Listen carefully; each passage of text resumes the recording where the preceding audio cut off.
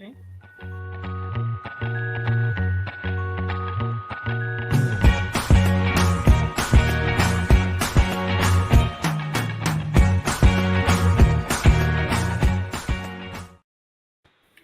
Welcome to PhD with Woman on It, Hack the Future. My name is Beata Young, and today's PhD, Positivity Hack Delivered, will be by our guest, Mary Shank Rockman.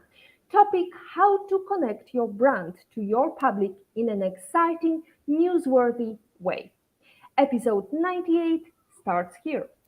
Let me remind you, this is a grassroots community that focuses on women on IT, an inclusive forum of women in technology, startups, and female leaders who are supported by men as well. And I bring heart to that hustle because empathy is my motto, and empathy is critical when you are connecting your brand to your public in an exciting, newsworthy way. Talk about newsworthy, let me tell you what's been happening in the technology world. Congratulations to Vandana Viswanathan, Excellence in Innovation, and UCAR Excellence in Client Services for being acknowledged by Consulting Magazine's Women Leaders in Technology 2023. Congratulations to Sandia's Associate Labs Director for Advanced Science and Technology, Susan Seastrom, recognized among an outstanding group of women in tech by the NM Tech Council's New Mexico Technology Council. Now let's go back to our topic today. If the puppies will let me, just to let you know, we've got a litter of puppies because we've been adopted by a pack of dogs who promptly, less than a month later, delivered puppies. So you may hear a little whimper in the background. Hope it's not going to stop you from listening to our captivating and newsworthy discoveries. Your brand is worth more than ever. After all, you've been around for years and people know you. But as your business grows, so does your potential to reach out to new audiences and customers and to make a big impact on their lives and the world around them. But how do you do it? How can you reach out and connect with a broader audience without losing sight of your objectives? How can you make people talk about your brand? For Positivity Hack Delivered, episode 898, we will explore the strategies and tactics that businesses and brands can use to create compelling and attention-grabbing content that will connect with audience in a meaningful way. We are joined by Mary, Principal and CEO of MSR Communications, one of the nation's top boutique tech PR firms, which has created and executed our award-winning PR, social and digital marketing programs for the world's leading brands since 1999. So, Mary, before we go into the topic of today's discussion, tell me, where in the world are you today? I'm in San Francisco, California, and we have a beautiful sunny day today after many days of rain. So I'm thrilled to be here and also thrilled to be looking at your beautiful screen in Turks and Caicos. So, Oh, absolutely. Beautiful by nature, as always. I'm happy to be enjoying this beautiful sunny weather. But just a week ago, you've been quite in a different sphere. You were in Europe with your son. Tell us about that. yes, I was loving being in Europe. It was wonderful and very happy to have my time with my son and mom-son trip, which is a tradition. Speaking about the branding and how cities, for example, are branded. So I wonder if your son's choice for Amsterdam was just because you could smoke weed. Oh, goodness. No, it just happened to be having a wonderful Van Gogh show and some other great things at the Rijksmuseum. So we were really excited about going. He just took a really wonderful American and international art history class, and they were having a great exhibit that we were able to see, and some of the works that he had studied were specifically in that exhibition. Excellent. We know that Dutch art's been for centuries present all around the world, and we probably have heard of the girl with the pearl, right? Is that the correct name of the title? Because I'm still thinking I watched it in Polish, so it's sometimes changed. However, I believe that branding is very critical, whether it is for city, whether it is for person, whether it is for a company. So you've been in the industry since 1999. Tell us, how did branding change over the years? That's a great question. It's really it's changed a lot in the sense that there are some principles that have still remained the same, but I think what's really been evident over the last 5 years at least, if not longer, but it's that personal connection. It's the authenticity that brands are creating and using to provide information that actually resonates with customers, resonates with consumers, looking at how people are reacting, what their necessary pain points are, and how companies that are marketing themselves can address those issues by resonating with relatable issues and relatable pain points and bringing the value necessary to customers to really solve those problems, but in a very relatable way, as opposed to so bits and bytes, which we've seen for so many years in tech. Well, you reminded me of the fact that things are have to be relatable to audience, and it really strikes me. For example, when I look at Virgin as a brand and Richard Branson's attitude towards branding, it has changed significantly over the years, because we remember the first girls and in a very skimpy dresses, and now it's more I would say mature in terms of how females are perceived. Yeah. What is the role of audience? Is it really to correct, or is it just to hoover whatever is available in terms of marketing and advertising and branding? I, you know, I think what's interesting is that as women have continued to take leadership roles in marketing, I believe that there has been less of the sexualization, if you will, based on what you're talking about with the skimpy dresses, to more of professional women making a difference and really demonstrating their knowledge and their strengths. Um, let's see, I was just um, I think that there's something really interesting about the development of women in marketing over the years, and I do think that the technology industry has really allowed women to have a platform to demonstrate their creative knowledge and look at how we can be taken seriously in the boardroom. I think there are more VPs of marketing than ever, and I think that that is actually a very positive role model that's being exhibited now versus in years past. 1999, I'm sorry to go back to the story of your experience. Why did you start your agency? Yeah, I actually kind of fell into it. So initially, I had started my career in advertising, and I was very enamored with the creative side of things.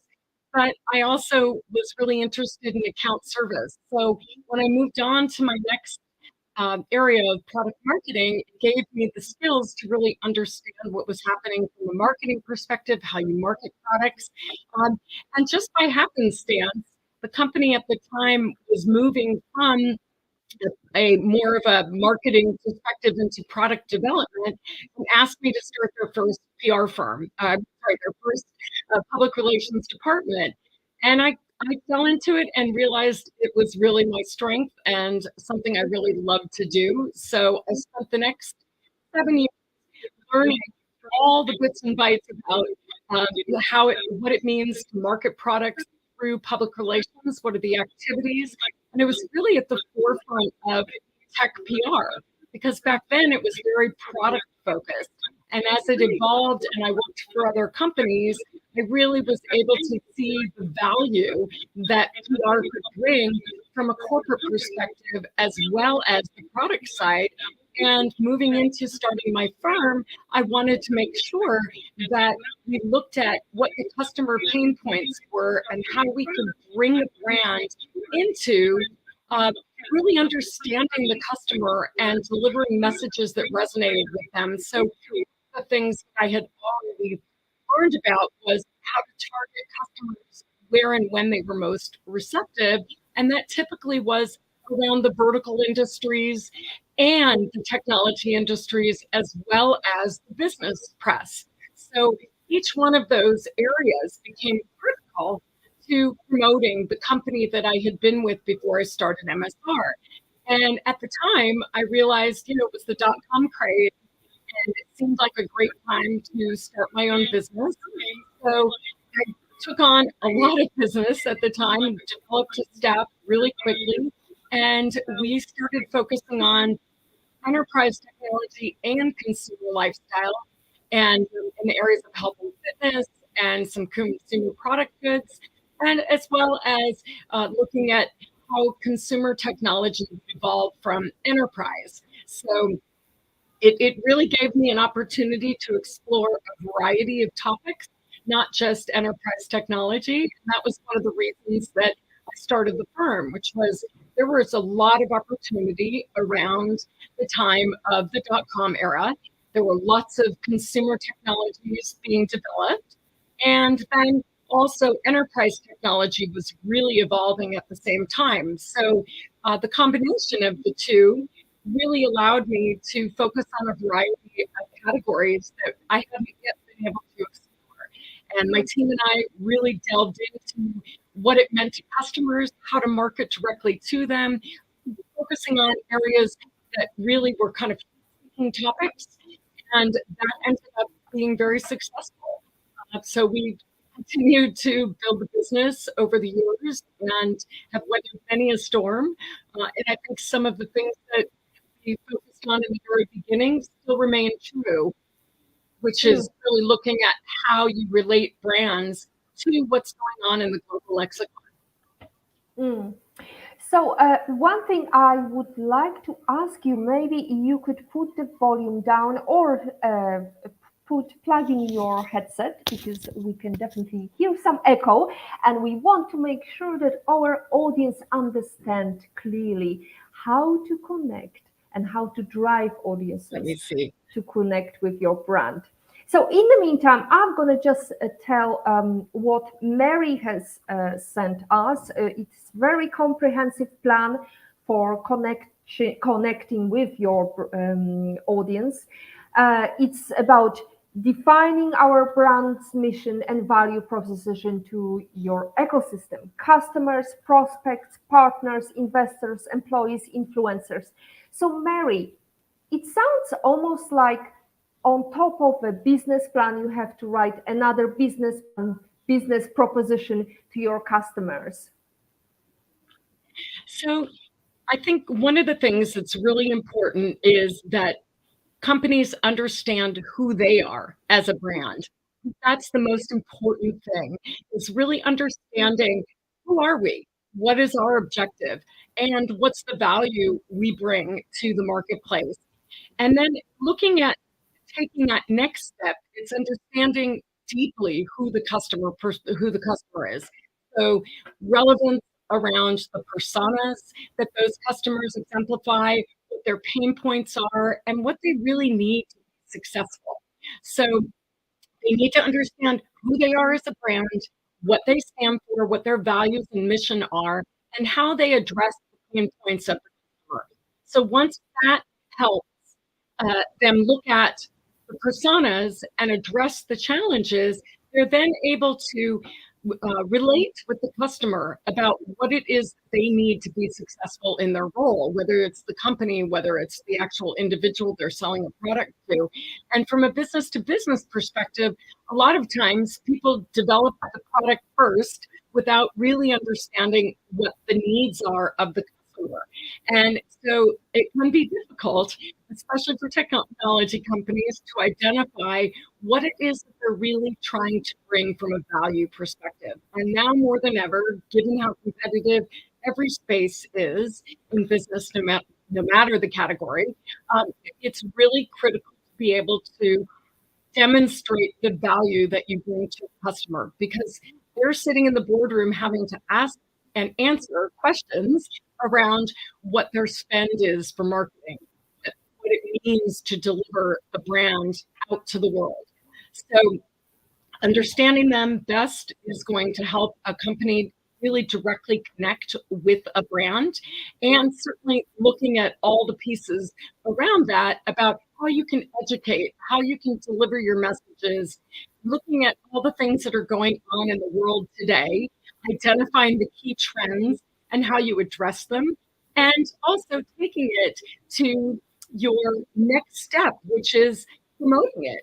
So there's a variety of tactics around how you can actually promote products and services and companies from a thought leadership perspective, looking at the heat seeker topics, identifying those key things that actually make it really interesting. So inserting the company into the dialogue on a global basis around what is actually happening in those spaces that they can address. A lot of times customers of ours like to do surveys or research, and it really shows they have their fingers on the pulse of their specific customer base. So gives them an opportunity to survey others in the market that might be interested in specific topics, and then they can present that research and survey as experts and really demonstrating to a broader market what is necessary for them to understand. So it can be a very creative process. So let me get it right. It's you cannot, in simple words, you cannot be everything to everybody. You have to narrow down who are you preaching to, and Exactly. now the art of how you preach is the real deal here, Mary. So what did you see over the years works best?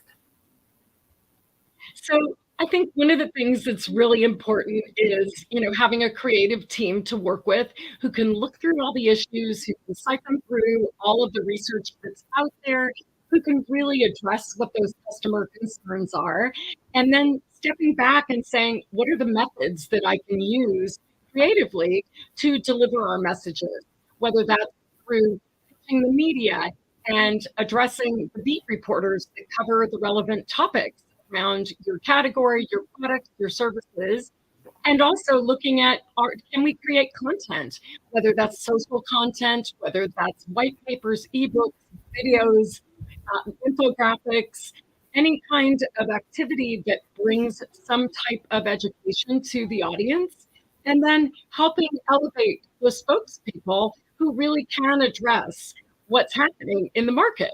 So you can have a lot of fun with it, especially on the consumer and consumer technology sides. And even on the enterprise sides, there's a lot of pain points that people are trying to solve, whether it's security, whether it's looking at data and zero trust environments. So it's really identifying what are those things that relate to the customer, and then elevating them with all different kinds of creative angles. So again, social media is a big one, looking at media placements. Also in the enterprise space, it's critical to be able to have analysts that are interested in new technology and can validate their value chain to place in the value chain and ecosystem. So there's a variety of tools that you can use to promote those brands in ways that are educational to the customer and also are relevant to the broader global lexicon. So what are some of the tools or the most important tools that you advise your customers to look at? Well, first of all, I think when you're devising your marketing strategy, it's important to identify, do we have content that actually is resonating? And the important thing to remember there is being able to measure is really critical. So when you set out your key performance indicators, you're able to look at, what do we want to measure? How do we want to look at our content and deliver it to our audiences? So identifying the media outlets where those people read, whether it's a vertical trade or whether it's a business trade, and then also looking at national lifestyle, depending on what's going on in that category. Is that relevant? So really developing creative pitch angles and creative graphics and visuals that can be used to tell the story, and highlighting those with ebooks, or whether it's on your social channels on a regular basis, a comprehensive campaign, whether it's using thought leadership pieces and contributed articles to share your opinions and your expertise. Um, there's just a variety of things. Videos are very popular today, video marketing, and that's a really effective way to get your message out in a very short, kind of pithy way. So there's just a variety of things that you can do. Your website, obviously, blogs are a big one, and you can do guest blogs for other people as well. But to showcase the technology, to showcase the use of your products through customers is a great way to demonstrate the value to others. So there's a variety of creative ways.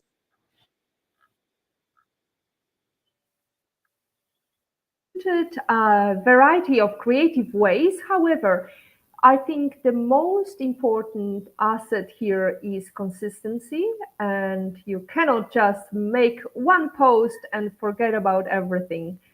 So, Mary, what would be your advice when you're planning a campaign or reaching out to your customers? What would be the great model? How often and when to post or when Yeah, that's to a really great question. And I think we get that all the time. It's, really when you are looking at the content that's resonating with your audiences and measuring that through monitoring practices, you can then determine what's working. So, and what channels are working. But it has to be a consistent, ongoing basis. You can't just put a message out there and then expect that it's going to resonate just hitting once. It's got to be a drumbeat, as we call it. So it's an ongoing, consistent platform for discussion, for engagement. And those topics have to come out from that brand on a regular basis. Um, my dog agrees. My apologies. So um, anyway, it's one way to look at, are there methods that people are responding to most? That's why really setting up monitoring is important. And then taking that to the next level of, are there podcasts that resonate with your customers? Are there speaking engagements, events that you can create to bring influencers into? So it's all of the things necessary to highlight around how you continually create a drumbeat. So you're not just putting it out once. And people even say to us, oh, well, don't we need to just put out a press release? No, not necessarily. That could be one of the methods, but it's certainly not the only method. And to only put out one press release is not enough. So it's important to continue it with ongoing activities. So perhaps once a month, a press release, but then every week thereafter, you're pitching the media, you're pitching the analysts, you're identifying any issues that come out in the press that you might be able to respond to, whether that's through a blog post or a customer email letter or even an infographic about what's happening in space. So it's got to be an ongoing, consistent drumbeat strategy as opposed to just a one-time scattershot approach. Mary, with your experience, who would you say had the most successful story you could share with us today? Which brand? So I would say Airbnb. We actually launched Airbnb back in 2008, and they've This was an incredible experience for us. They were at their very early stage. They literally were three guys living in a loft, Brian and Nate and their other co-founder. And they came to us and said, we have this idea. And at first I was kind of skeptical because there were some other competitors out there. But what they did was develop a really sound platform for people to use worldwide. And so when we started with them, they probably had 100 listings for homes that people could rent or rooms people could rent. And when we launched them, or after we launched them, there were thousands all over the world. And the way that we did that was we discovered that there were a lot of people that had wanted to go to the Democratic National Convention in Colorado, but they had already announced that it was unfortunate they didn't have enough hotel space for people to come and see the conference. And so we said to the team, hey, this is a great idea. Here's a chance for us to launch you properly and demonstrate the value of Airbnb. Before we knew it, we had them on every television station in Denver and nationwide. We had them on the covers of every magazine and daily newspaper that you could possibly imagine. And it became this really incredible way for people to understand I don't have to stay in a hotel if I'm going to a conference, or if I'm going to visit friends, or if I'm just taking a trip. I can actually stay in someone's home. And so I think that was one of our top successes in the last 23 years. There have been so many. The Myers-Briggs is another great example. The personality assessments company has been a client of ours for 15 years. I'm very proud of that. And the work that we have done has been really remarkable in the sense that it's built the brand awareness for their tools and demonstrated to the world that it's not just about one tool, but understanding yourself, having that self-awareness as you develop your leadership skills, you're able to collaborate better, you're able to build teams and really understand what it means to be a great communicator with a variety of different personality types. So I'd say everything we've done for them, from video work to they just launched a Medium magazine, to their podcast that they recently launched, to all the outreach that we do on a daily basis for that company has really elevated them to be thought leaders in workforce development, individual development, and across the board, just really being a thought leader. Difficult to understand the complexity of how to find that niche or how to find that need and fill that need. So what was your strategy? How to reach out to these conference organizers, or was it just an article? How did you do it? For Myers-Briggs, it's been a variety of activities.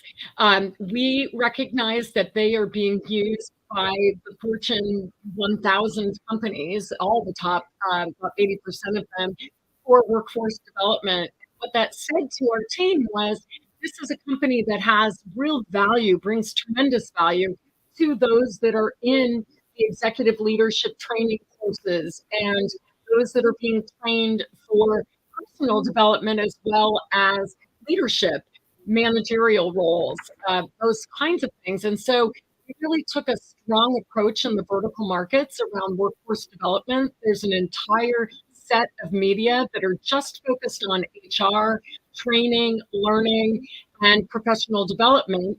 So we have focused a lot of our efforts on those activities.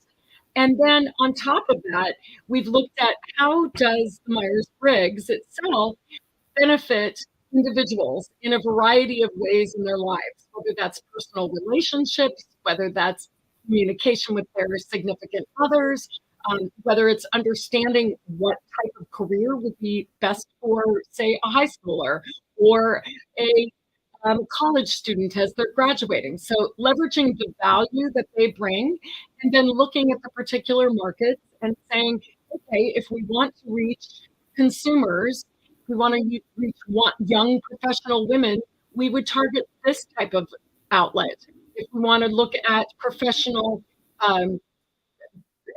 boomers, for example, where would we go to target them. So we would really focus on who we're trying to target, who the target audience is, and understand all the influencers around them.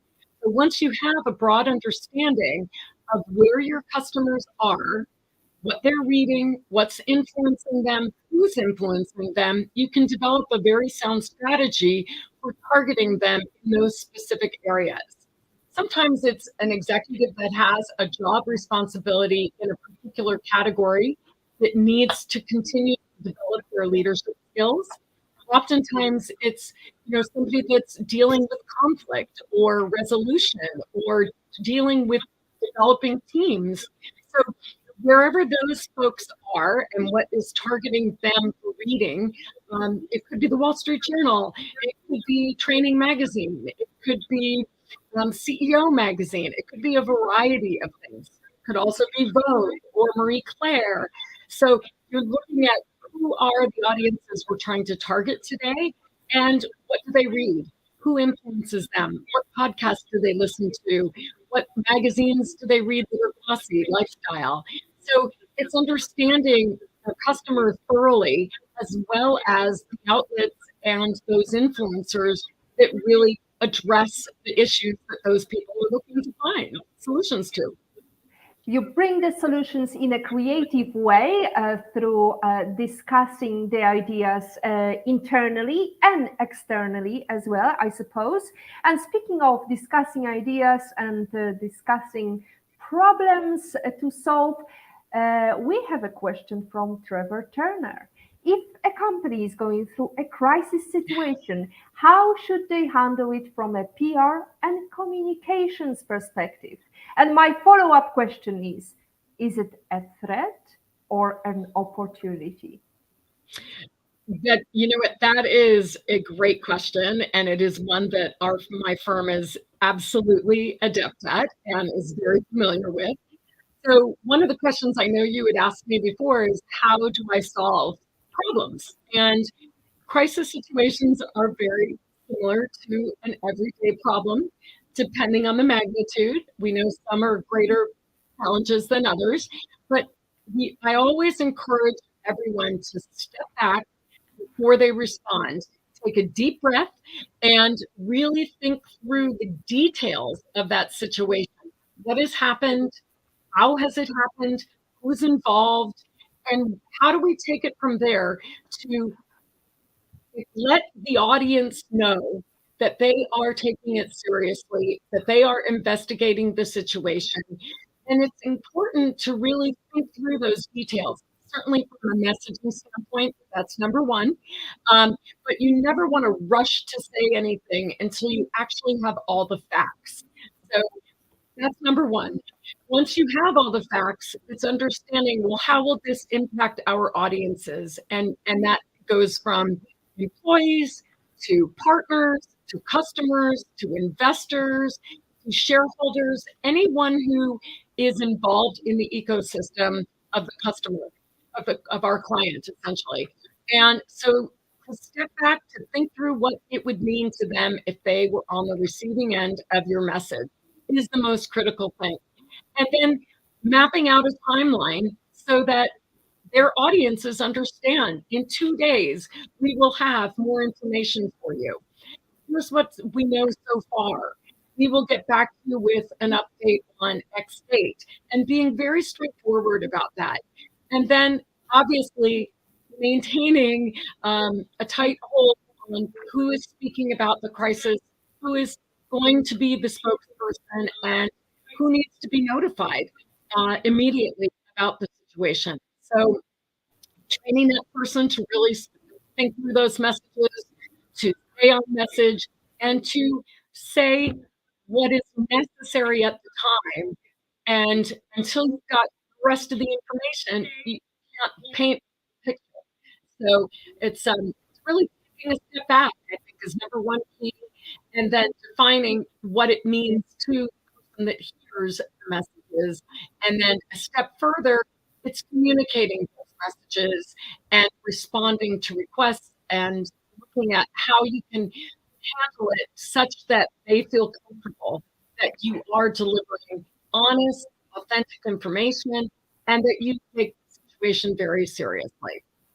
So to use it as an opportunity, you definitely need to take a step back and see what resonates with your clients and how it will impact you, as you rightly pinpointed. However, as a founder, how true and honest should you be? So What I mean here, for example, Mary, we know that not everybody is open, for example, to LGBTQT, and however, we know that majority of people recognize LGBTQT communities worldwide. So, is it a matter of changing the founder's perspective, or is it a matter of being true to yourself and being like, let's give an example, Donald Trump, go with your gut feeling? So, great question. I don't I don't know if it's necessarily only from the founder perspective. I think in a situation that is heated, or a very specific situation, you want to take a look at it from all angles. Certainly, if there's a founder that has run into some issues, um, then that person needs to think very clearly about their role and how they communicate their role in the situation. Oftentimes, if it involves someone personally, there will be a recommendation to do what we call refocus the spotlight. So, in other words, that person can kind of wait on the sidelines and have the next executive spokesperson kind of buffer the situation by being the face of the message. And so that's a tactic that's often used. Um, I will say, as much as I'm not a fan, the former president is very good at repeating the message and identifying the rhetoric that resonates with his audience. And you have to do that when you're communicating, especially when you're communicating a solution to a problem that may have arisen. Mm. When you're communicating a solution, you have to repeat yourself and make sure that the message is clear and understandable Very. to everybody. Yeah. Now, let's go back to communication and that resonates with your audience. You also mentioned in your pinpoints conducting audience of your content across all your marketing channels. Tell us, how can it be done? Do you need a team of outsourcing company, or can you do it internally? That's a great question. Typically, it is advised to work with a company like ours, like MSR, that actually has expertise in helping companies resolve crises. But what we typically do when we are working with a client that is in a crisis situation, we work extremely collaboratively with their senior most executives and their PR teams, and we train them on how to respond. What are the messages we recommend? Here's the actual situation around the situation, if you will. What does the landscape look like? What are we walking into? And how do we address your community? So sometimes that takes a third party looking in to be able to be objective as opposed to subjective. And oftentimes in crisis situations, that is more effective than having somebody who's so close to the situation that it's difficult to be objective. So I can come in and look from a 3,000-foot level. This is what's happening. Here's how we need to address it. And here's who we need to leverage as that spokesperson.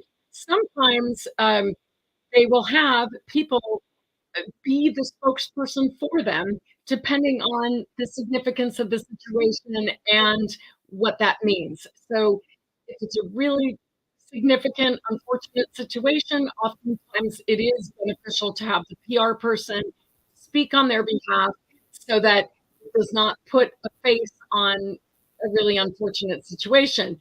Other times, it's the CEO or the executive in charge of that division, company, what have you. And it's important for them to communicate with their audiences, to share what has happened, and to give their audiences a map of when they can expect to learn more and how the resolution will play out.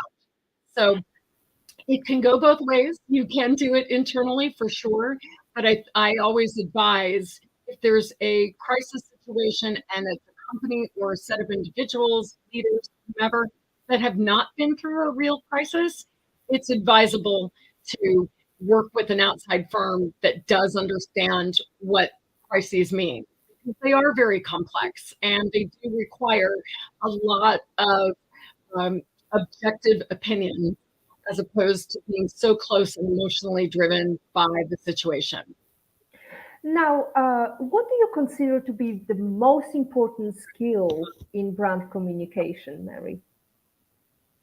Um, I mean, as a founder, what skills are most important? Because Thank I, you. for example, me, when I see some of the, Gen Z or, other generations, how they perceive the word, it really baffles me because I see no empathy in their communication. Yes. And it's all about Yeah. me, myself, and I. Yeah. I hear what you're saying and asking. I think the most important things when you are focused on um, leadership roles in communication, number one is definitely empathy. It's very important to be empathetic about the teams and the situations. Um, and I think listening is probably the most important. So I'd say having an empathetic ear, listening, and really hearing what you're being told is most critical. And then again, stepping back, taking a deep breath, listening through it, thinking through it with an empathetic ear, and then responding. So with any situation about communications, whether it's positive, negative, or neutral, you really do need to listen as thoroughly as possible and understand the situation and not be afraid to ask questions if it's not clear. And then show empathy in that and authenticity in that response. So I'd say those are two of the most important things to think about listening and having empathy.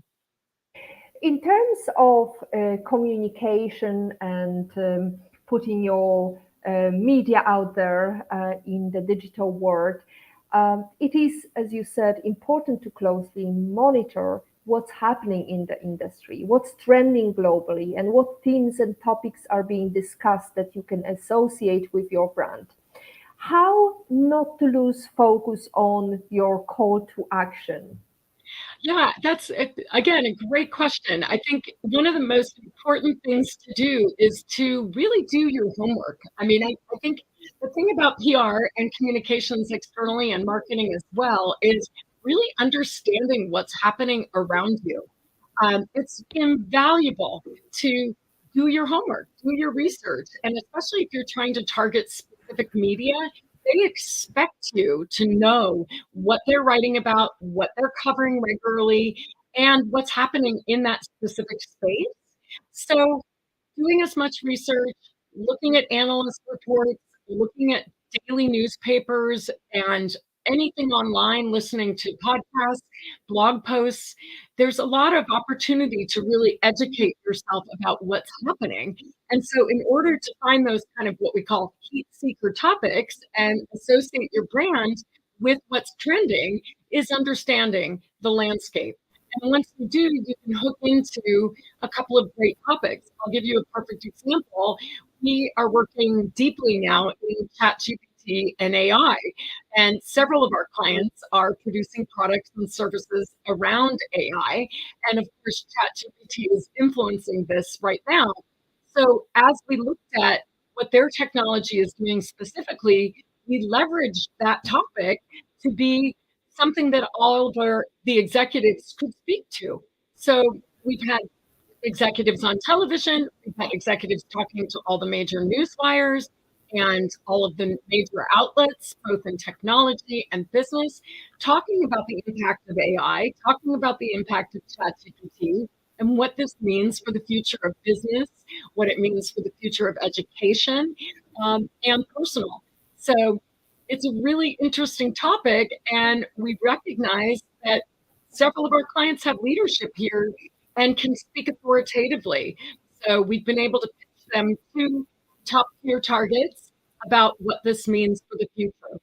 So it's been really successful. And I think that's an example of how you can find a topic that starts trending and recognize you have clients or your company touches that ecosystem somehow.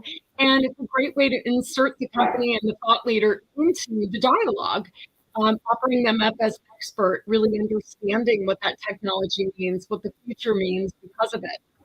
So, Now, great Mary, example. aren't you afraid of ChatGPT No. replacing you? Oh, no, I'm not. Actually, it's interesting. So I just had this conversation with a boutique network that MSR belongs to called PR Boutiques International, and we have about 40 firms that are boutique agencies around the world. And we just had a very lengthy conversation about this. But based on what my clients have shared with us and what we've learned from the industry today, is that authenticity is really critical. And see um, you can see what it is that is taking place and determine whether or not it's authentic. And there's even technology being developed um, to identify whether something's been written by ChatGPT or not. And this is a critical point for the educational institutions because it would be a way for students to start turning in writing works that were not written by them. And it is an opportunity for the market to take on an ethical perspective and make sure that they are not encouraging fraudulence or plagiarism of any kind. And so this is an issue. It is one that I believe a lot of companies are thinking about today. And they're also looking for ways that they can make sure there are guardrails put around ChatGPT and other technologies or similar technologies so that it doesn't hinge on the human. It still is critical to the process. Mary, as we are going towards the end of our discussion, I often talk about the importance of female role models in the world of technology and in business overall. As a perfect role model, I would like to ask you, what are the key takeaways for us to become a role model for generations, for male as well? Yeah, thank you for that question. I think that there are some really important values that women bring to the workforce. I have been really, blessed to be given some great leadership opportunities. And one of the things that I think is most important is being your authentic self, not being afraid because you're sitting at the table with men. Um, you you can speak your mind. You can offer up opinions. It's important to do your homework, have your backup, and make strategic recommendations. So I think that's one thing that I was really lucky to have kind of stumbled into in the very beginning of my career, and had a mentor who was a very strong woman and really showed me that you have to take responsibility for yourself and your opinions and back them up with facts and analytics, and be able to share those opinions authoritatively. And so I have done that. I've made a practice of doing that my whole career. And while I'm sure that some people find it very straightforward, others really appreciate it. And I know that when clients hire us, they're looking for strategy, they're looking for counsel. And in order for me to be able to provide that, I need to be able to come to them with very strategic initiatives and the backup to support those ideas. So I think I have to be my authentic self in order to model and be a role model for others. And I don't believe I would be myself if I kind of sat quietly and ever offered an opinion because I know my clients are paying me to give one. So I think in any situation, leadership development is critical. I encourage all women to take courses. There are many of them that you can choose to take. I'd say the Myers-Briggs offers a lot of really great leadership development. And I've benefited from taking many of those types of courses and personality assessments where I can understand how I can model, uh, become a role model for others in the workforce. So I think That's I think that that lies authenticity is key. absolutely, that lies beautifully into our next question about pandemic is over and you could travel with any person in the world to any place in the world. Who would you Any choose? place in the world. Yes, Um, why not? yes, Who would you my favorite place is Greece. I absolutely love it. If you put me on a boat tomorrow, I'd be thrilled. choose? Okay, on a yacht of Onassis or more humble Yeah, surroundings? yeah, I love it. Yeah, I. Okay, and who would you choose as your Who would I choose? number one person you would like to It's sit down interesting. and talk My to? grandmother would be the first, probably because she was a civil rights activist and she really fought for civil rights.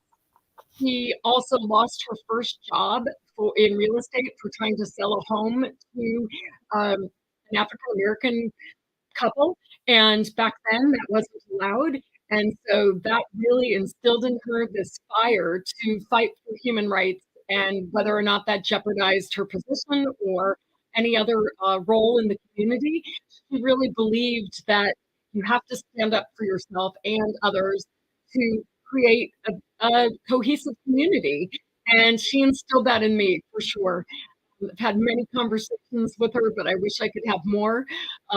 She also started the first chapter of League of American Voters in the state of Oregon, and she hosted Martin Luther King at her table for their inaugural luncheon. So if I could go back in time to that day, I would have loved to have been a part of it.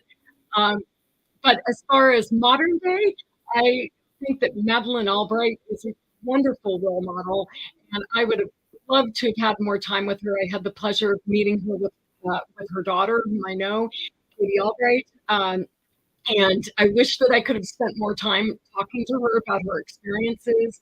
Not only did she, survive Nazi war camps and then Russian persecution, she also then, of course, became uh, the very first Secretary of State and female, for that matter. It's just so admirable. So I have her book of pins, and it's a beautiful book that shows the collection of things that she has from all around the world and her travels in diplomacy. I would love to know more about them. It just sparks such interesting ideas and creativity. So I'd say Madeleine Albright would be my first choice to meet with again. Would you choose also as your life lesson quote any of Madeleine Albright, or do you have something else? I'm sorry, I didn't hear you. Life lesson quote. What would be your life lesson Oh, quote? I have something else. My favorite quote, I think, really demonstrates exactly what I think of when I think about how I can sort of, do what I do every day and then recognize that not every day is going to be, the sunny, bright, beautiful day, but um, that is, I will love the light, for it shows me the way, and yet I will endure the darkness, for it shows me the stars. And I think this quote is so uplifting because we can all appreciate the simple things in life, but the challenges can often lead to unexpected magical moments and great learnings. And so I like the idea that, you can actually have the simple things, but then when things get difficult, if you can actually see the stars through the dark sky, you can learn a lot. And I think it's a really impressive quote by Mendino. I love that quotation because, as we know, during the night when you see the stars, you can find a way as well. Yes. Um, That's been magnificent discussion with Mary Shank Rockman. Mary, just last question today. What is your number one book you wish you read before you started your career? Well, I wish when I was starting out that I had had Crossing the Chasm. It did come into the workforce not long after I had started doing PR, but it is a playbook for marketers, and it still has a tremendous amount of resonance today. So that's Crossing the Chasm by Jeffrey Moore. He's had several updates to it, but everything that he started out talking about with regard to the foundation of marketing and how you cross that chasm into growing and growth oriented um, mindset for companies is still incredibly relevant and certainly should be on everyone's reading list as they come into the industry, specifically tech. He really ties it all together. So it's something I wish I had seen very, very early on. It probably would have given me a lot more insight into brand marketing, but I was thrilled to receive it when I did. Mary, it's been a pleasure to host you today for our 98th episode, How to Connect Your Brand in a Meaningful Way. I have to say that I like this quote that is a great summary for today's discussion. It took me quite a long time to develop a voice, and now that I have it, I am not going to be silent, as Madeleine Albright said. To stay updated and ensure you never miss a positivity hack delivered, follow Woman on IT and turn on notifications to be alerted once a video has been released. Thank you very much for our comments from Trevor Turner and from IPO Vid. Patrick says, fabulous PhD as always. Thank you, ladies. Happy Easter. Happy Thank you very Passover. much. Happy diversity.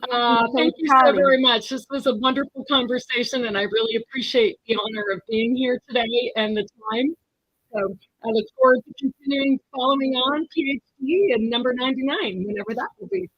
Absolutely. Well, next week we are joining for our next episode. We are going to talk with Women Tech Makers Ambassadors about daring to be. So that lies in beautifully with today's topic as well. And Mary, a role model for many females to come. As always, our positivity quote comes from Positive Thinking Only and goes, look for something positive in each day. Even if some days you have to look a little harder, even if some days it's so dark you only see the stars. If you don't like something, change it. If you can't change it, change your attitude, as Maya Angelou says. Thank you so much for our lovely audience, for our great production team, Fernando, Jamil, Janella, and Patrick. Have a happy Easter, Passover, diversity, whatever in the world tickles your word. Thank you. Bye. Thank you so much.